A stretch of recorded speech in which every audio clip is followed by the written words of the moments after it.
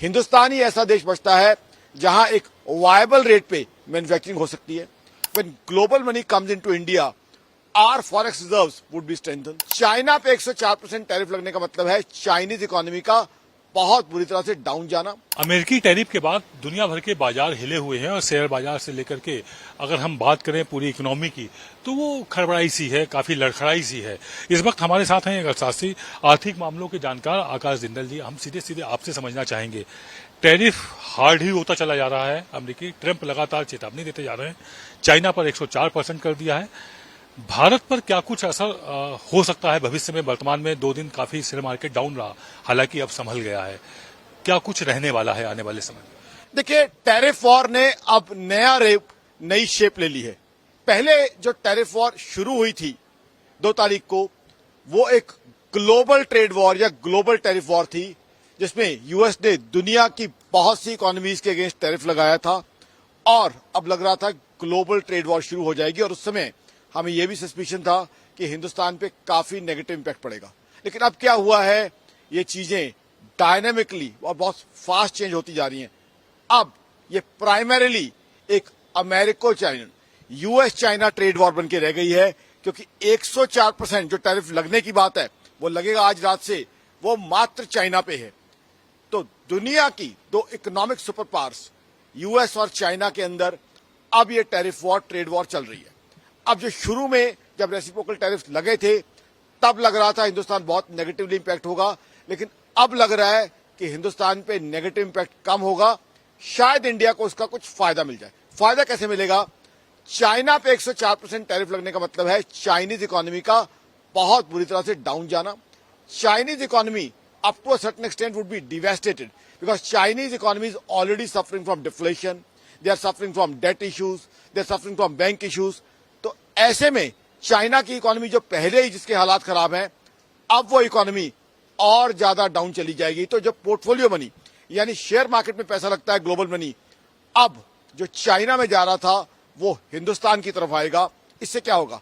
सबसे पहले आपने शेयर मार्केट्स की बात की, हमारी शेयर मार्केट्स के लिए अच्छा होगा जब ग्लोबल मनी इंडिया में आएगा। दूसरा, when global money comes into India, our forex reserves would be strengthened, हमारी विदेशी मुद्रा बढ़ेगी। Thirdly, when global money comes into India, our rupee would become stronger. तो 3 चीजों के हिंदुस्तान को फायदे होंगे। उसके अलावा अब मैन्युफैक्चरिंग में काफी चीजें हिंदुस्तान में बेस शिफ्ट करेंगी अपना, क्योंकि देखिए अब चाइना मैन्युफैक्चरिंग उस हिसाब से कर नहीं पाएगा टैरिफ की वजह से। यूएस में मैन्युफैक्चरिंग इसलिए नहीं हो सकती क्योंकि वहां मैन पावर कॉस्ट बहुत ज्यादा है। हिंदुस्तान ही ऐसा देश बचता है जहां एक वायबल रेट पे मैन्युफैक्चरिंग हो सकती है। और यूएस को अब चाइना को काउंटर करना है तो उसे हिंदुस्तान के रूप में एक एलआई की जरूरत है। तो अब ये लग रहा है कि अब ये जो ट्रेड वॉर है, जो टैरिफ वॉर है, जो कि अब यूएस चाइना ट्रेड वॉर बन के रह गई है, उससे हिंदुस्तान को कुछ फायदा मिलेगा। फिर हमारे प्रधानमंत्री मोदी साहब का हिंदुस्तान ही नहीं पूरे दुनिया में सम्मान है। डोनाल्ड ट्रंप साहब ने भी उनको अपना मित्र कहा है। तो अब जो डायलॉग हिंदुस्तान और यूएस के बीच में चल रहा है, उसके चलते हुए टैरिफ कम होने की संभावना है। तो अब चीजों ने, परिस्थितियों ने बदलाव ली है, चीजों ने चेंजेस आई हैं। There have been lot of changes in the past 2 to 3 days। Now India clearly stands to gain in the longer term from this tariff war. Global economy would get into a recession but India would stand to gain. Additionally क्या हुआ है, आज RBI ने 25 basis rate cut भी कर दिया है। अब रेट कट से क्या होता है? रेट कट से हमारे यहाँ डिमांड बढ़ेगी, कंजम्पशन बढ़ेगी, तो वो अगेन जीएसटी कलेक्शन बढ़ाएगा, जीडीपी ग्रोथ बढ़ाएगा और साथ ही साथ इनकम टैक्स कलेक्शन बढ़ाएगा। तो वो जो थोड़ा बहुत नुकसान होना था उसको मेकअप कर देगा। आज ही का है, आरबीआई ने 4% अब इन्फ्लेशन का टारगेट दिया है, दैट्स ऑल्सो रीजनेबल, और जीडीपी ग्रोथ 6.5%। तो I think India will now gain a bit from all this. China Bharat से अपील कर रहा है कि साथ में आए, मिलकर लड़ें और ये तानाशाही खत्म करें अमेरिका की। तो ऐसे में आपको क्या लगता है कि भारत को किस तरह के कदम उठाने चाहिए? बहुत ही इंटरेस्टिंग आपने सवाल पूछा। अब हिंदुस्तान को चाइना के साथ हाथ मिलाने की जरूरत नहीं है। अगर हिंदुस्तान पे उतने ही टैरिफ लगे होते जितने चाइना पे हैं, तब शायद हिंदुस्तान को सोचना पड़ता। हिंदुस्तान में एक सरकार है नरेंद्र मोदी साहब की, जो बहुत समझदारी से चलती है, सूझबूझ से चलती है, और ये सॉल्यूशन ओरिएंटेड सरकार है। चाइना की तरह अड़ने वाली सरकार नहीं है। अब हमें चाइना का साथ देने की जरूरत नहीं है, क्योंकि चाइना ने जो आज से 2-3 साल पहले बॉर्डर्स पे किया था वो कोई हिंदुस्तानी नहीं भूलता है। ठीक है, हमारे शेरदिल फौजियों ने चाइना को उसकी औकात दिखा दी थी, बट चाइना जो कुछ बॉर्डर पे करता है हम हिंदुस्तानी उसको भूलते नहीं है। फिर चाइना ने जिस तरीके से पाकिस्तान को हमेशा सपोर्ट किया है, पाकिस्तान की जो टेररिज्म है हिंदुस्तान में उसको सपोर्ट किया है, ऐसे में मुझे नहीं लगता कि हिंदुस्तान को चाइना से हाथ मिलाना चाहिए।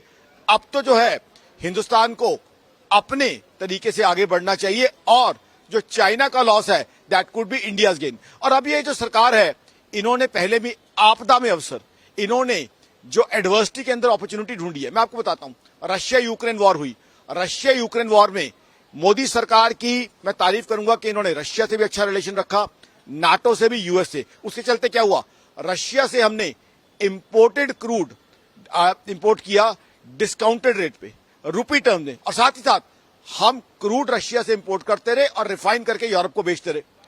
तो हमारी सरकार, जो मोदी साहब की सरकार है, आपदा में अवसर ढूंढना और एडवर्सिटी के अंदर अपॉर्चुनिटी ढूंढना, ये काम बड़े बखूबी करती आई है। तो मुझे नहीं लगता अब हमें चाइना से हाथ मिलाने की जरूरत है, जो बदलते हुए सर्कमस्टांसेस है। जिंदल साहब, एक सवाल और बनता है, चूंकि रेपो रेट का आपने जिक्र किया हुआ है, हालांकि मैं आपसे सवाल करना चाह रहा था लेकिन उससे पहले ही आपने जवाब दे दिया। आपको चूंकि व्यापक बोलना शुरू करते हैं तो आप एक ही सवाल में सारे जवाब दे देते हैं। फिर भी हम आपसे ये समझना चाहेंगे, जो रेपो रेट कम किया है, ये 5 साल में ऐसा हुआ है भारत में पहली बार कि लगातार रेपो रेट कम किए गए हों। पहले ये 6.5 था, ये 6.25 था, और 6.25 से अब ये 6 हो गया है। इसमें किस तरह की इंडस्ट्री ग्रो करेगी इंडिया में, किस तरह की डिमांड बढ़ेगी, किस तरह से महंगाई पे काबू पाया जा सकेगा? देखिए, रेपो कट से क्या होगा, अब डिमांड और कंजम्पशन बढ़ेगी। अब क्या है, लोन सस्ते हो जाएंगे, लोन सस्ते हो जाएंगे तो new vehicles would be purchased, new two wheelers would be purchased, new cars would be purchased, new houses would be purchased. So now there would be lot of demand for new two-wheelers, new cars, new houses, new mobiles. These days, even people buy provisions on EMI or loan. So consumption and demand would increase, and consumption and demand are the base of Indian economy. So already our GST collection is doing very well. January, February, March, for these 3 months we have performed very well. 1.96 lakh crore is the data of GST collection for March 2025. Income tax collection already is quite high. 16 March 2025. We have exhibited a 16% growth in income tax. Income tax people would deposit only when people's incomes are high. So now I think with this repo reduction, what would happen is demand would be generated. People would be buying new vehicles, new cars, new houses, and our economy would grow. Plus, all those people who have already bought houses on floating rate of interest, their EMIs would stand reduced, because their EMIs also would stand उनकी EMI भी कम हो जाएगी, क्योंकि उनकी EMI भी कम हो जाएगी, क्योंकि फ्लोटिंग रेट ऑफ इंटरेस्ट के जिसमें लोन लिया हुआ है उनको भी इससे राहत मिल जाएगी। तो मेरे हिसाब से बहुत अच्छी चीज है। साथ ही साथ आरबीआई ने एक और बड़ी अच्छी बात कही है, इन्फ्लेशन का टारगेट 4% का रखा जा रहा है। अब 4% आरबीआई के कंफर्ट लेवल के पास है। इससे क्या होगा, एक तो हिंदुस्तान में हमारे गरीब भाई बहनों को, लोअर मिडिल क्लास को तकलीफ नहीं होगी। दूसरा क्या है, आगे रेट कट की पॉसिबिलिटी बनती है। तीसरा, आरबीआई ने बड़ी अच्छी बात कही है, करंट सर्कमस्टांसेस को देखते हुए भी आरबीआई ये उम्मीद करते हैं कि 6.5% का जीडीपी ग्रोथ रहेगा। तो इसलिए आरबीआई मॉनेटरी पॉलिसी कमेटी ने आज जो रेपो कट किया है, आरबीआई मॉनेटरी पॉलिसी कमेटी में आरबीआई और सेंट्रल गवर्नमेंट दोनों के रिप्रेजेंटेटिव होते हैं। मेरे हिसाब से बहुत ही बैलेंस्ड, लॉजिकल फैसला है और मैं इसको पूरी तरह एंडोर्स करता हूं और इसका समर्थन करता हूं। आम आदमी, इकोनॉमी और मार्केट्स तीनों इससे तरक्की करेंगी। तो जैसा कि अभी आकाश जिंदल जी ने बताया कि टैरिफ की ट्रेजेडी पूरे विश्व में भले ही उथल पुथल मचाए हो, लेकिन भारत में आने वाला समय बहुत ही स्थिरता का होगा और ये एक ऐसा अवसर है जब अपने आप को भारत एक आर्थिक शक्ति के रूप में स्थापित करेगा। कैमरा पर्सन दिलीप के साथ आदित्य द्विवेदी, भारत एक्सप्रेस, दिल्ली।